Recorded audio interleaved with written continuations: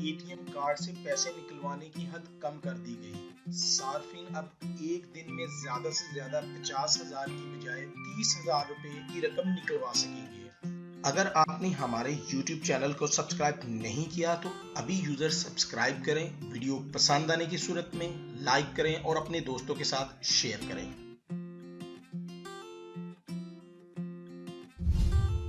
ATM card से पैसे निकलवाने की हद कम कर दी गई।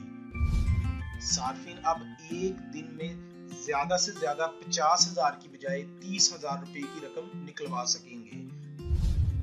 तफसीलात के मुताबिक एटीएम कार्ड से पैसे निकलवाने की हद कम कर दी गई है। इस फैसले का इतलाक 6 फरवरी से होगा।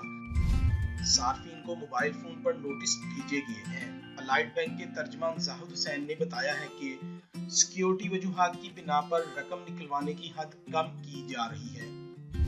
जो लोग एटीएम से 50,000 रुपए तक निकलवाते थे, ये हद कम करके 30,000 रुपए कर दी जाएगी।